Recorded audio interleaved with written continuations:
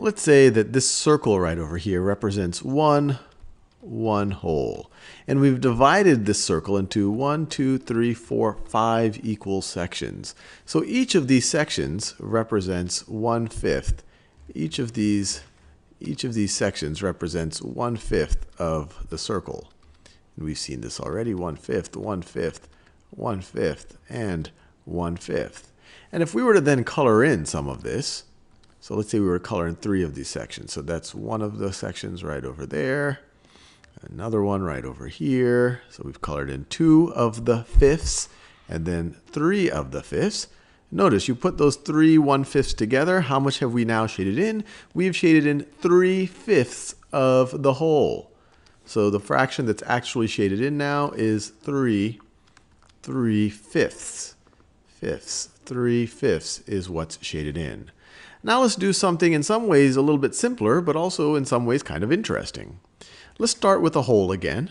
So once again, this is one whole. Let me label it one whole. So it's one whole. And instead of dividing it into 5 equal sections, I'm just going to divide it into 1 equal section.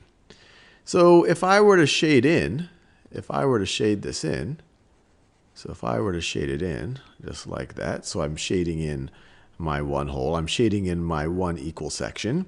How many of the equal sections are now shaded in?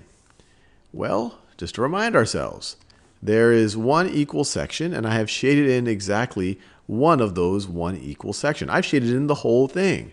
Or I could say that 1/1, which you'll never hear someone actually say, is shaded in. Or I could say that the whole thing is shaded in. So this is equal to 1 whole. So that's a whole. That's interesting. And I want you to keep in mind, remember, look, we have 3, we literally have 1, 2, 3 fifths, and we literally call that 3/5. Now this is 1 whole. Now what happens if we were to do this multiple times?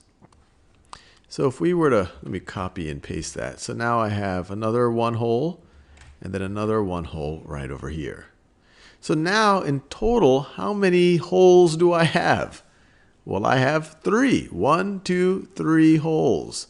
So I could say, and I've actually shaded in 3 wholes. So this one right over here is equal to, let me make sure I label it right. This right over here is equal to, if I were to take the combination, this is equal to 3 wholes. Or if I were to think of it in terms of numbers, just the number line, this would represent the number 3.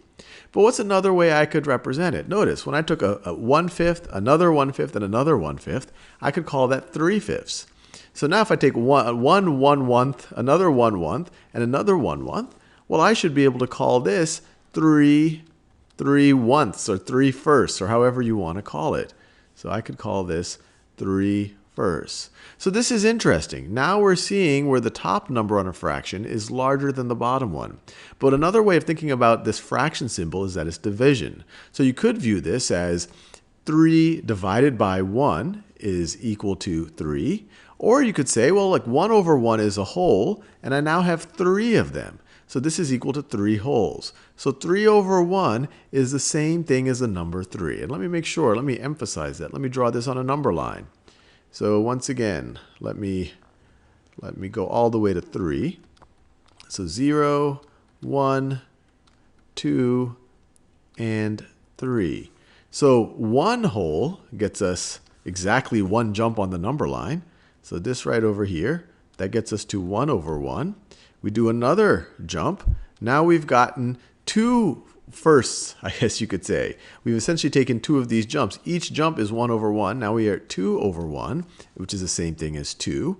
You take another jump, and we essentially get to, or we do get to, 3/1, which is the exact same thing as 3.